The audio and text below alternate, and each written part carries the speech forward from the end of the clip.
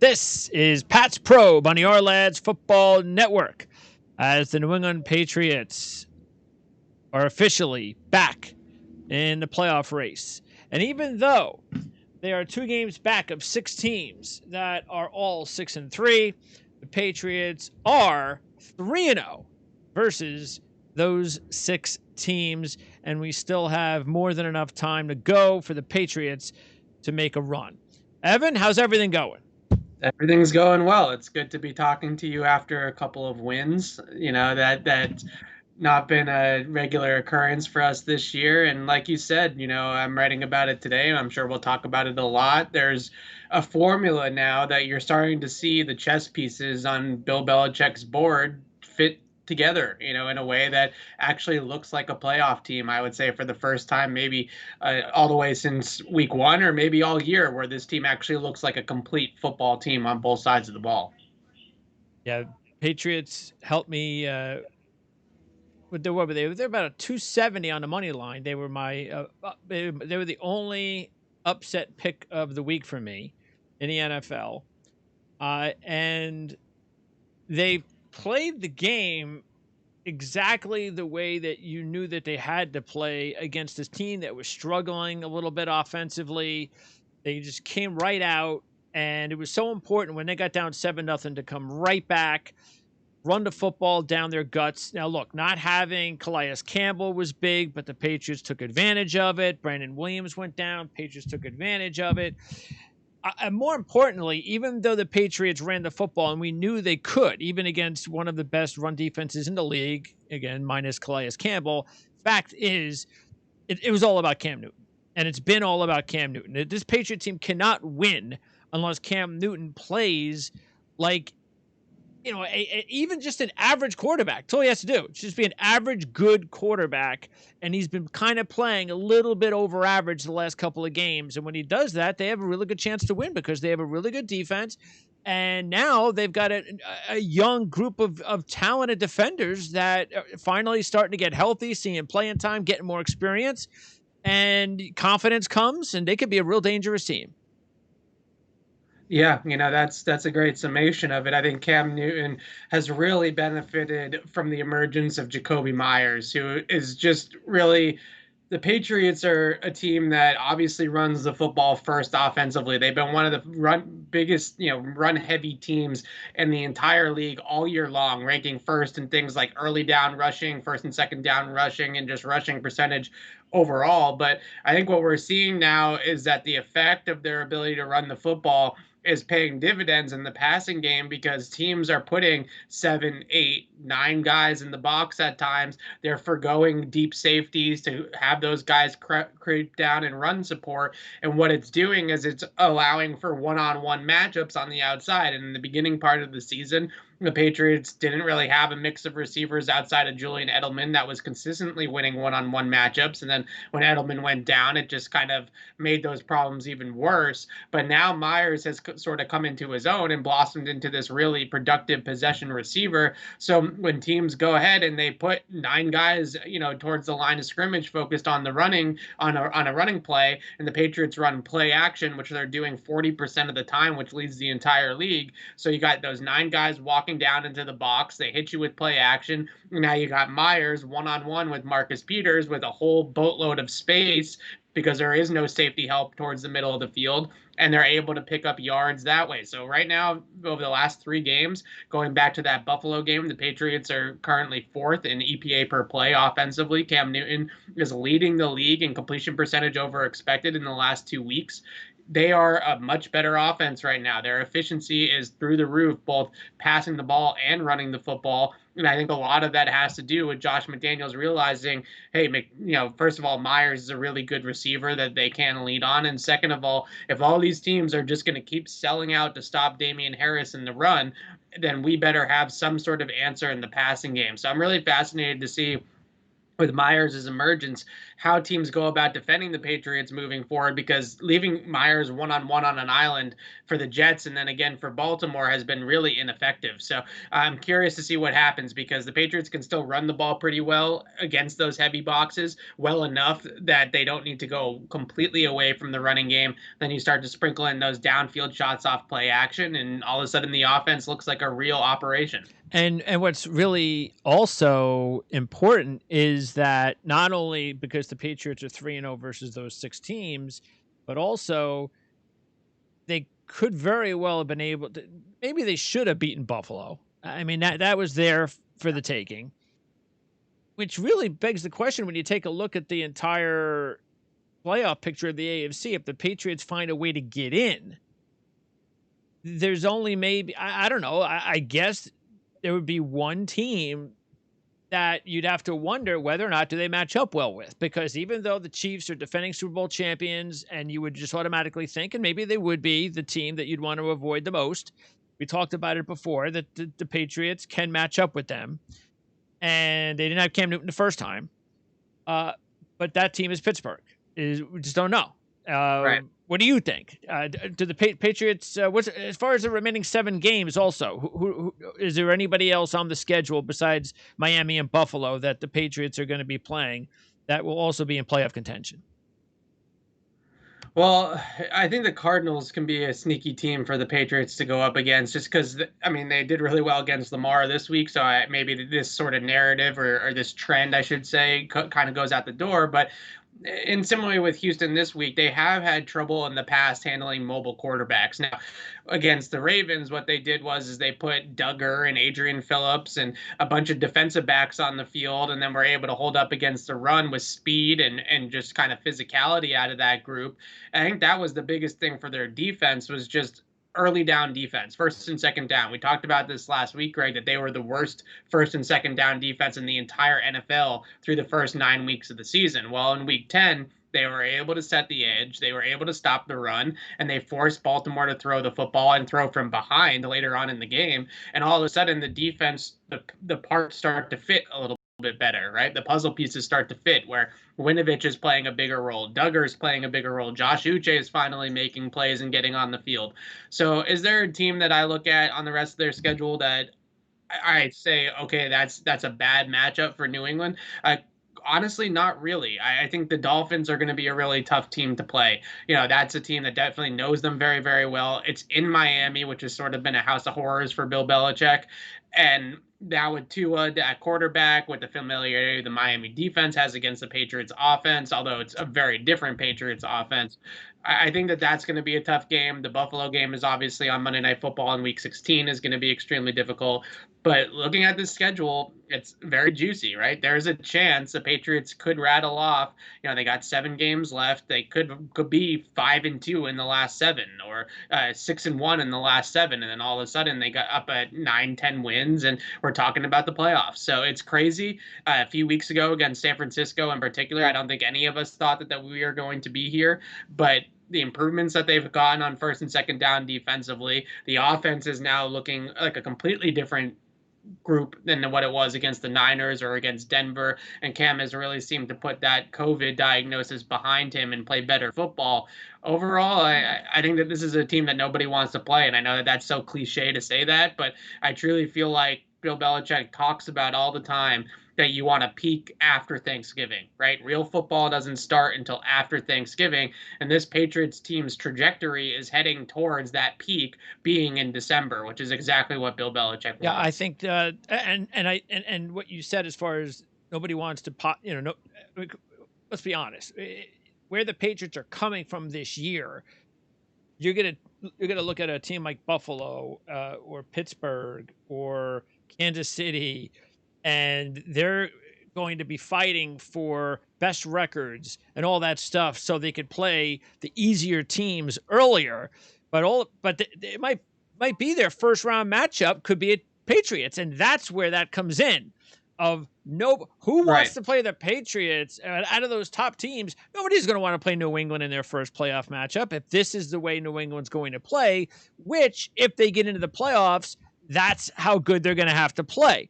because when you have this many teams battling even for 7 playoff spots, I have to think that if you have 10 wins, you're in, because there's going to be too many teams Yeah, losing games. You're not going to have 7 teams with 10 wins in the conference. There's too right. many. So I think if you can win 6 out of like 7, you're in. If you have 9, mathematically, you might be able to win tiebreakers and get in. And if you lose, make sure you lose to the Rams or the Cardinals. Right. Yeah. I mean, it's crazy. I keep saying it's crazy, but it really is to think how low, even just after last week's game against the Jets, you play a close game and that you only win with a 51-yard Sure. field goal as time is expiring against the 0-9 Jets, probably the worst team in the league. And you're thinking to yourself, man, this team still has a lot of roster deficiencies and there's a lot of holes, especially on defense in the front seven. But what a difference a week makes, right? Because now a week later, we see guys like Duggar. We see guys like Uche. They found Terez Hall off their practice squad to play inside linebacker and has been playing over in Jawan Bentley's place, who's been injured. He hasn't been great, Terez Hall, but he's been better than what Bentley was Yeah. giving Haven't them. missed them. And that definitely is helping them out a little bit, right? And then all of this is happening defensively over the last week. After they got shredded by Joe Flacco, gave up 300 yards passing to Joe Flacco and the Jets, they come back this week, shut down Lamar, and all of that happened without Stephon Gilmore. Yeah, So the right. hope is that get Stephon Gilmore back also, and now all of a sudden you get the defensive player of the year back in the secondary. You have all these young guys in the front seven playing a whole lot better, and this defense is starting to make more sense. But I think what we talked about last week, it still holds true this week. It's going to come down to those young players, Yep. Duggar, Uche, Winovich. Those 3 guys being able to grow up here really fast and come into their own in the second half of the season. If they can get that out of those 3 guys, then they're going to be in good shape. And it's really the first and second year players that have spearheaded this entire turnaround. Damian Harris, Jakobi Meyers on offense, obviously, and then the 3 guys I mentioned on defense. That's what's really making this happen, is that they're finally getting some production out of their last 2 draft classes. Yeah, and you look at the matchups with Gilmore coming back, it's good timing because they didn't really miss Gilmore against Baltimore because Lamar Jackson, sorry, I don't care what anybody says, but the guy is not an elite passer. He's a dangerous athlete at the quarterback position, and he is one of the best we've ever seen as far as an athlete at the quarterback position, but he's not a great quarterback. He's not a great passer, and you didn't have to worry about that. Even Joe Flacco is a better deep passer than Lamar Jackson. So you saw that with Deshaun Watson going up against Fuller and Brandon Cooks. You have to worry about that. You want Gilmore in. Definitely in 2 weeks with Murray. Murray's going to be, I think, more dangerous than Jackson because he's got Murray's the one Hopkins. that's most. Murray's the one that scares me the most out of any of the quarterbacks that's on their schedule because he can run, but also because we've seen him pass the ball extremely effectively as well. So that's really, it sounds kind of easy to say and sort of like obvious, I guess, but the guys that really kill Bill Belichick in the past are the two-dimensional quarterbacks, right? If you're one-dimensional, if all you can do is stand in the pocket and pass, or all you can do is use your legs to create plays like Lamar has this year, because he's been struggling as a thrower, as you mentioned, then Belichick will make you play left-handed and make you beat him with your weakness, right? But when you go up against a guy like Kyler who can do everything, or even a Deshaun Watson next week who can do everything, that's when Belichick's scheming and game planning becomes more difficult because you have the game plan centered around, all right, we're going to make sure that he can't do this, but then a lot of these quarterbacks nowadays can do multiple things well, and that's where they struggle sometimes defensively. So the next 2 weeks against Houston and Arizona, Houston, if you remember last year in that Sunday night game, really put it to the Patriots, and that was the first time the Patriots defense that was having a historic season up until that point looked kind of normal or look beatable. And I think that was sort of the start of their tailspin into the year and into Brady's departure was that Houston game. So this week is big, even though the Texans aren't playing great football. And then Arizona the next week, I think, is if they can come out of those 2 weeks defensively still looking like they did against Baltimore, still playing really, really well, then maybe we can talk about a defensive turnaround. Yeah, I'll tell you right now, I mean, New England's going to go from 1 week being my upset pick of the week to the next week being my 5-star pick. because they're a less than 3 point favorite against Houston. I think they're still around. I mean, when I looked a couple on Monday yesterday, they were just a 1 point favorite. I'm sorry, but they're just, after the way they played getting the huge win against the Jets and then beating Baltimore, they're not losing to Houston. It's just not going to happen. I don't think so either. It's a really bad matchup Sure, for I them. get it. Watson's I all understand that, no question. And you know, in his rookie year, 2017, he shredded the Patriots, I think, for 30 plus points. And it took a Brady to Brandon Cooks game winner as time was expiring for the Patriots to escape with that win. Then last year, he killed them. He is the Belichick's kryptonite because, like I mentioned, Belichick can't make him play left-handed because he can throw and he can run effectively. It's similar to playing like a Russell Wilson, right? Where what do you take away? What do you make him do? And with Deshaun, he can kind of do it yeah, all. of course, there's no Hopkins to worry about this year, which is a Yeah, that's a big huge one. deal.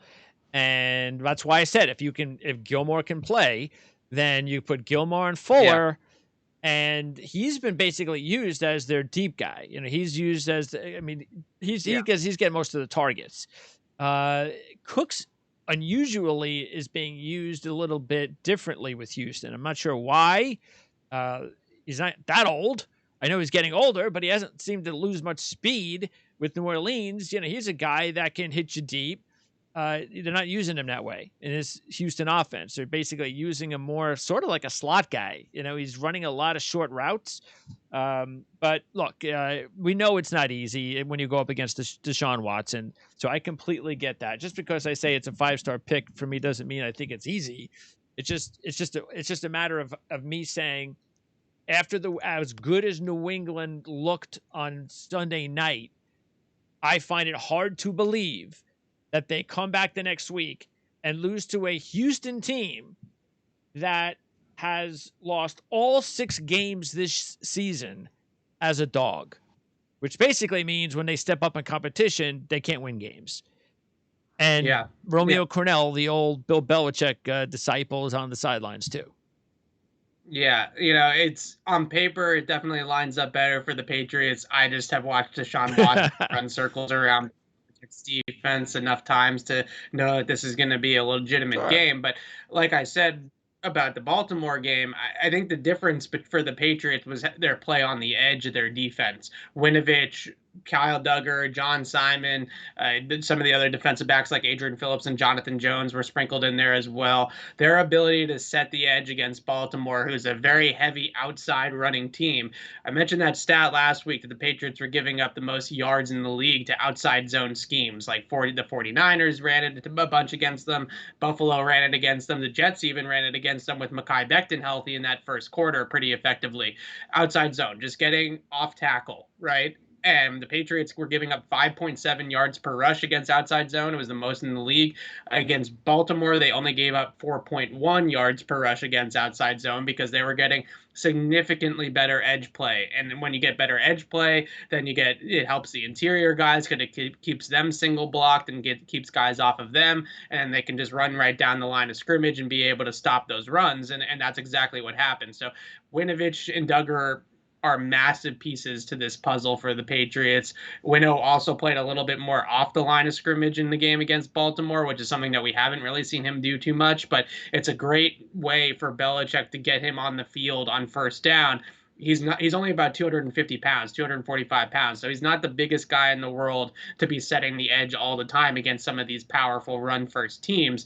So the Patriots have actually took him off the field in some games, like against the Niners. He barely played in that game because the Niners were just coming downhill at the Patriots, and they didn't really feel like Winovich was the answer to that scheme. So this week, what they did was start playing him off the line of scrimmage a little bit more. 13 times he played in the box at inside linebacker. So now he's got the inside linebacker role on first down. He can come on and play the edge in second and third down situations, and all of a sudden, one of their more talented guys. I remember we talked about it, Greg, that they need to find a place to put Winovich, right? Like he's clearly one of their Sure. Got to be on the best field. front seven. Yep. has to be on the field, and that's how they did it. They were able to find a way for him to be on the field more on first and second down by playing him off the line. So a lot of cool kind of schematic tricks I last week against Baltimore for Bill. I think he remembers maybe more so than the players themselves about past matchups, right? And I think he remembers full on the Sunday night game against the Ravens last year where Lamar just absolutely killed them. He didn't want to see a repeat of that this season, and his game plan and the scheme that they ran against Baltimore was absolutely perfect usage of their personnel and also a great way just to stop the Ravens offense, and it worked. So that the question really boils down to for the Patriots is that the only way their defense can play, right? Is the only way their defense can play is if Winovich goes out there and has 9 quarterback pressures and is just a menace on the edge, and Duggar is an absolute force as kind of like a box safety or a nickel. Is that their only formula? And do they need that type of level of performance out of 2 young players in order to get to that peak defense that they were on Sunday night at times? Or can they still be a game plan week to week defense that morphs with whatever their opponent is doing against them? One-dimensional things usually don't turn out well in the NFL, so that's sort of where the next couple of weeks I think come into play against Houston and Arizona as teams sort of figure out how the Patriots are going about deploying their personnel now versus earlier in the season to fix some of their issues against, like I mentioned, outside runs, play action, things like that. What's the next step, right? Where's the next kind of adjustment for the offense, and can Bill Belichick and do they have the personnel defensively, New England, to then adjust back once the offenses figure out what they're doing? I don't see, even if I was confident that the Patriots would win a football game in any given week this season, I think the way their team is set up, it's one of those confidences that is more like, you know what? I don't even have to watch the game. Just show me the score because I know it's going to be a 4-quarter game. And just because I'm confident doesn't mean that while I'm watching this game and in the fourth quarter, whether they're winning or trailing by a couple of points, that I'm going to be disappointed that, did I not think that this team was capable of winning this football game the way that I thought? I just think that's the way the Patriots are going to win football games this year. I think that because the combination of their strength being running the football, that means that the clock's going to run more. So you're going to have shorter games, which always means, closer games. And they're just not built that way. If they might have a game still left this season where the offense isn't in sync for whatever reason, most likely going to be the passing game, just not in sync. And we know if Edelman's not back and it's only Myers and he's shut out of the game and Cam can't get anything going in the passing game, maybe you have a turnover. Maybe that's the one game the Patriots, you lose by double digits and it's just a bad game. On the flip side, I'm not sure I see many games where the Patriots are going to be blowing out teams like they blew out the Raiders earlier this year. I just don't think that again, unless you're playing a team, and I looked at your schedule, and even though there's a few losing teams on the schedule, you're still playing Deshaun Watson, like you just said. So that's the kind of games the Patriots are going to have to win, and I think that they're built to win those types of games, no question. We just saw that on Sunday. And I have to ask you because regarding Lamar Jackson and the difference between last year and this year, Chris Collinsworth was broadcasting the game like it was 2019. He was talking up the Baltimore offense like they were the Chiefs offense. And I don't understand why he was doing that. It's like, dude, who are you talking? I mean, I know you've been watching their film lately. This is not a good offense. Greg Roman, I'm sure the Baltimore stations are killing him. This is not this dynamic offense. He's making it seem like, what do you do? It's so dangerous. Lamar Jackson, how do you beat him? Well, they're not doing anything. They're not scoring a ton of points. So, yeah, as hard as it is, and I'm not saying it's easy to stop them. That's not the point. They're a winning team. They were 6-2 coming into the game.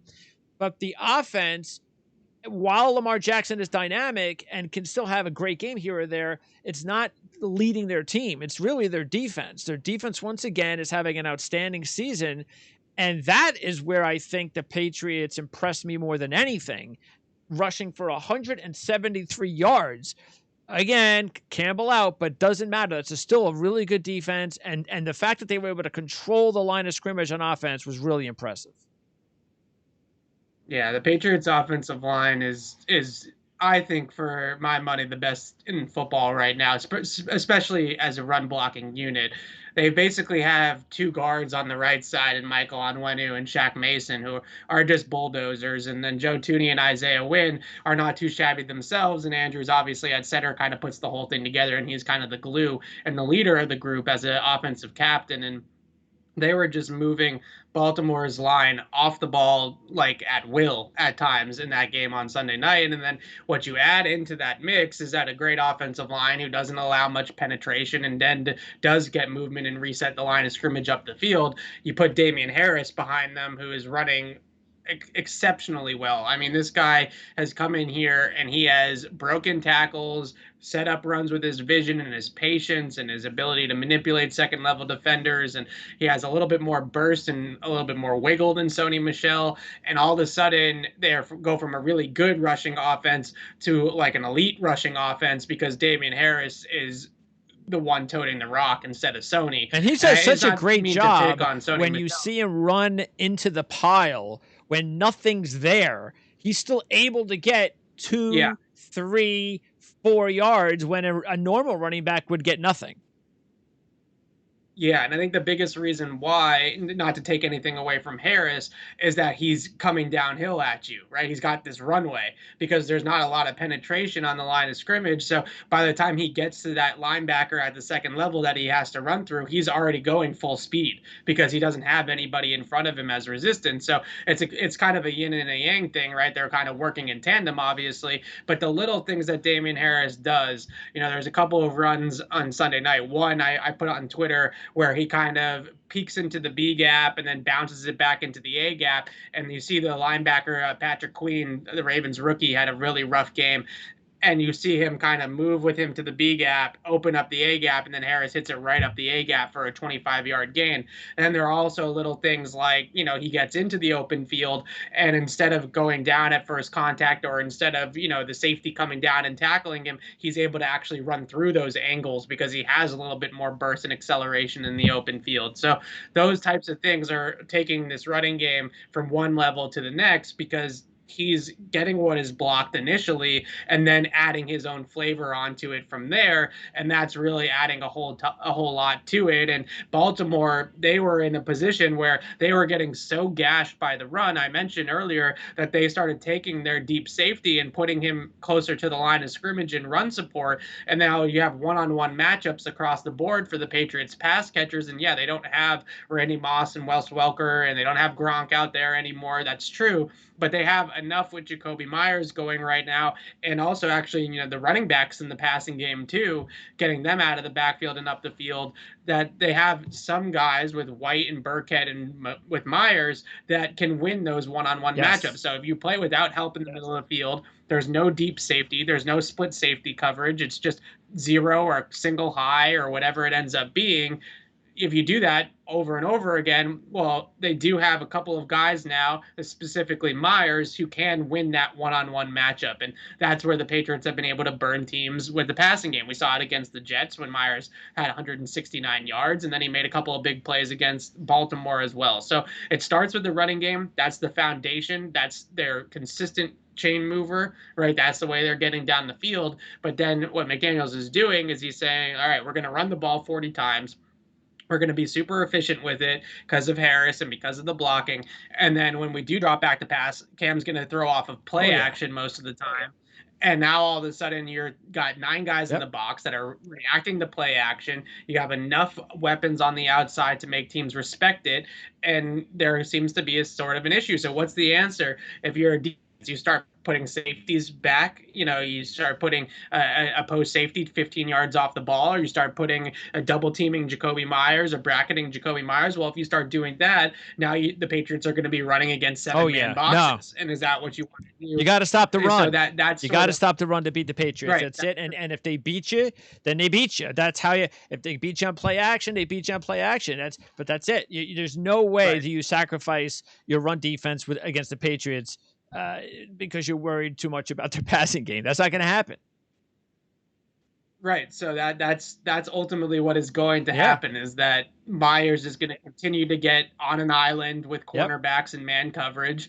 All he's going to have to do is run some, quick route, or he's been killing teams on that burst corner route where he kind of shows like he's running a crosser, then breaks out on the corner or on the flag, and he's been really effective like that. And let's not get ahead of ourselves, but coming here shortly is probably going to be the return of Julian Edelman as well. And if he's going to be 100% or closer to 100% than he was in the beginning of the year, now you have Edelman and Myers doing things like that off the Yes. passing game, off their running game foundation.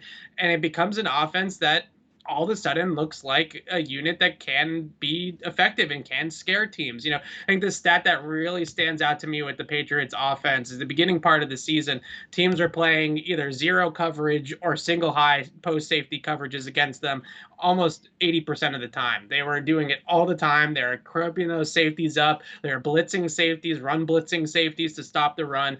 And when the Patriots went to the air, Cam was only averaging 6 yards per attempt against either zero or one high coverages. The last 3 games, Cam has been averaging 9 yards per attempt against zero or one high coverages. What's the difference? Maybe a little bit better scheming, a little bit better planning by Josh McDaniels for those types of situations. But a big part of that difference is Jacoby and his ability to get open against single coverage. When you don't have the help, then all of a sudden it's just Jacoby Myers and the quickness that he can have at the top of the route with a lot of green, right? That's Just right. all the green in the world in the secondary to run around, and it's been killing teams. And the Patriots have been shredding single high post safety coverages or zero coverages over the last 3 games. So eventually the teams are going to have to adjust back, and then the Patriots running game is going to have more openings, and that's where the fun sort of begins for McDaniels. And it's also important to note that when you play with this type of offense, it is important your players got to step up and make plays, because when you're when you are a run first offense, you are going to be more than likely in a lot of third down situations. Now, could be 3rd and 2. That's the goal. But you're going to be in a lot of third down situations that you are going to have to pick up big plays, and that's where playmakers like James White and Rex Burkhead, Jacoby Myers, and even being able to hit Izzo for a big play. You have to be able to count on your players, and then they even, of course, we can kind of zero in on really a couple of key plays in the game, which really was the difference. And you start with, first of all, you had the Myers touchdown pass, uh, and Yeah. which was really one of those where as soon as I saw it, I knew he was going to throw it. The way their offense was going, I was like, you better not throw it unless he's open, because how many times have we seen the Yeah. offense, they're running, to churning, things are going good, the offensive coordinator decides to call a gadget play, and then the receiver throws an interception. It just kills the drive. And then Myers just threw a perfect pass, and at that point I think that was the beginning where you kind of felt, hey, wait a second, they got the lead now, we're getting into late part of the first half, and this is, and the way that they were able to capitalize on a trick play like that, they got something going on there, and that's just also something you're able to do when you're running the football as effectively as they were.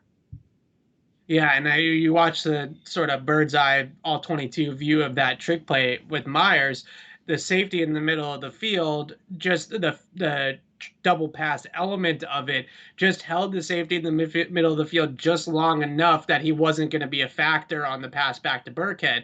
So what Myers was able to do was teardrop it, right? I mean, he dropped it from the sky. It was like parachuting down in there, and if that safety doesn't get held in the middle of the field by the double pass action, it's just kind of Cam throwing a wheel route to a running back or something like that, then maybe that safety over the top does get over there and contest the pass, because the coverage by Patrick Queen actually wasn't all that bad. He was in pretty good trail position, but when you drop it in the bucket Yeah. like that, it's really hard to defend when it's on his back, and the defender is on the receiver's back. That safety over the top is really the only chance that the defense has to get that ball out. So the trick play was called at the perfect time. They called it with great, right outside the red zone, which is when you want to try to take a shot at the end zone so can avoid the red zone altogether. That's a really sound strategy, just from a play calling perspective. And like I said, you can say a lot of that this past week, that from a play calling perspective, from a coaching perspective, all the things that the Patriots did started to make a lot more Yep. sense, and that was something that I think we were all scratching our heads about, especially again in that 4-game losing streak, was where are the rookies? Where's Winovich? Where's Damian Harris? Where's this? Where's Myers? Where's all this? Where are all these guys? Right? Why are we continuing to pound the rock with Sony Michel when he's ineffective? Why is Julian Edelman and Damiere Byrd and N'Keal Harry all playing over Jakobi Meyers, who's on the bench for most of the first half of the season? Why is Winovich not playing in certain situations? Where's Josh Uche and Kyle Duggar? Now against Baltimore, all of these guys played, and they played big Yep. roles in the win. And now the pieces start to make a little bit more sense for Bill Belichick, and all this talk that we've had over the last month or so of this roster, is crap. They have so many holes on this team. How did we get here? Their drafting's been terrible. This, that, and the other thing. He looks a lot smarter Monday morning after this Baltimore game, that's for sure, because the last two draft classes, now you start going down the line. This past draft class in 2020, Duggar, Uche, Oh Michael yeah, sure. Onwenu playing right tackle, starting at right tackle. You go to the 2019 draft class, Damian Harris, obviously Chase Winovich, Jakobi Meyers was an undrafted signing in that rookie class.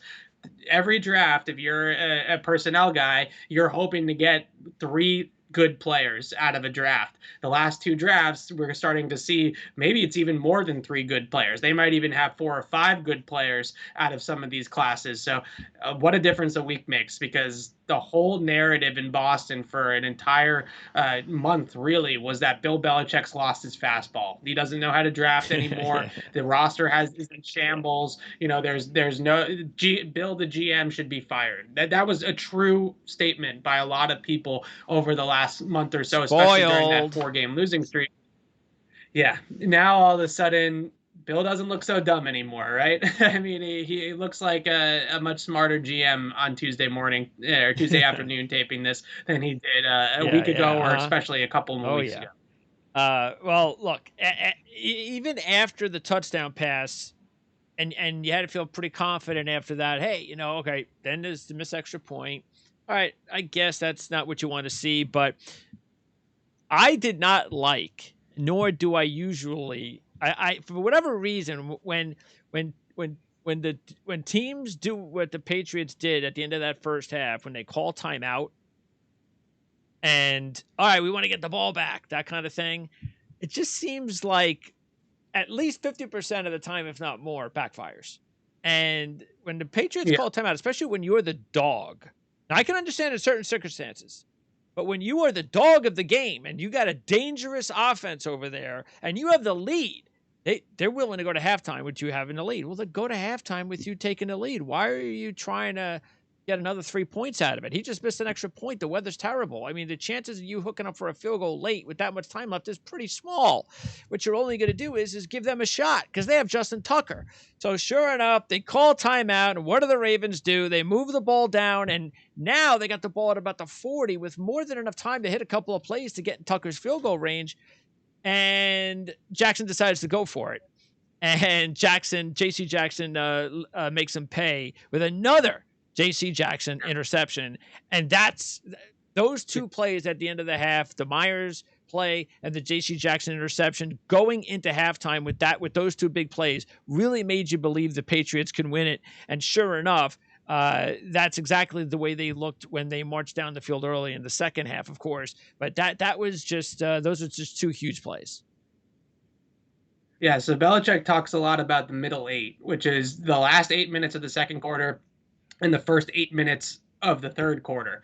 And that's more or less where he feels games are won and lost. And it's a big reason why when the Patriots win or lose the coin toss, they defer to the second half all the time, is because they want to set up that double score scenario where you score at the end of the Yep. first half and then you get the ball back and you score again at the beginning of the second half.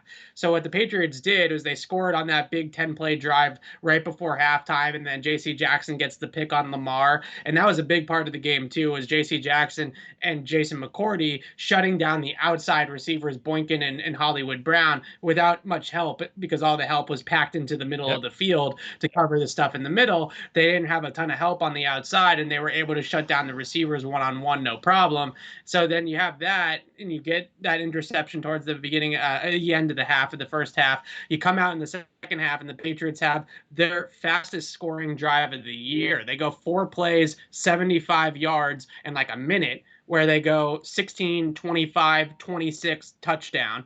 And all of a sudden, the Patriots are up 23-10. The game is completely flipped, right? And you started feeling like the old Patriots. That type of execution in the middle eight is what the Bill Belichick and Tom Brady built a dynasty on, was having that ability to score 14 unanswered points in a hurry like that is usually the difference in a lot of their games over the course of the history of their dynasty in the last 20 years. So that seeing that type of execution, that type of situational execution, that's what Bill Belichick is all about, and that's a great sign for the Patriots. And then a couple of other key plays in the second half that went New England's way. I'm not sure what Baltimore was thinking on that 4th and 1 from their own 48, and they put Ingram in a wildcat. I mean, seriously, you have Lamar Jackson. What are you doing? Yeah. I mean, I'm not saying that the shotgun from snap would have, been any better, but the whole point was if you're the Patriots, you want Ingram to be behind center, not Lamar Jackson, unless they had some sort of trick play that we just didn't get an opportunity to see.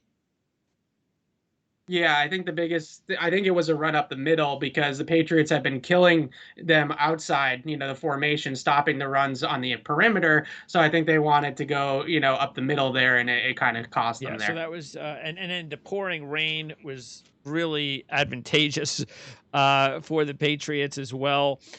You had the Baltimore drive. They converted that big 3rd and 3 when Lamar was sitting there for about 10 or 15 seconds, and then finally ran and picked up the first down. And then the very next play, another bad snap, and they lose 16 yards. That ended that drive. And what I really liked, and then a couple other big plays. First of all was the Myers, the 3rd and 3 for the Patriots with 3 minutes left. You could have run the ball there. Yeah. I mean, if they get an incompletion, you might be second guessing depending on where the play goes, but it was a real easy short pass to Myers. And that is such a big play because you're able to take off another minute and a half. And that was so important. Yeah. And then look, the other thing is Baltimore had the ball 3 times late in the game with an opportunity to win the game, and the Patriots were able to stop them. Yeah, that was sort of the game right there, and the weather definitely turned by the fourth quarter. I was there, and the rain was coming down. It was crazy by the time the game was over. But that Myers play a little spot concept. He just sits down at the sticks and catches the ball. Those are the types of things those are the types of situational execution that the Patriots weren't getting that they're now getting. All right, Evan. So Patriots' 3rd road game in their last 4. That's the game at Houston on Sunday. 1-3 on the road this year.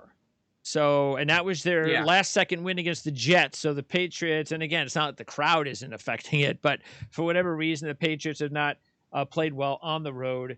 And again, it's the oldest coaching matchup in NFL history. Bill Belichick against Romeo Crennel. This is not the type of game that the Patriots can afford to lose, or else, just like we said last week, if they lose to Baltimore, the season's over. Well, if they lose to Houston, the season's over. So they're still playing in that kind of mode where you have to win this game to keep the momentum going. And I would suspect that they're going to be able to do that. But like you said, with Deshaun Watson, you just can never know. You never know. Evan, Thursday, that's when we can check you out at clnsmedia.com for your preview of the Houston game. We appreciate it. Next week, we'll wrap up the Houston game and also take an early look ahead at Arizona and Kyler Murray. So appreciate it as always, Evan. Thanks.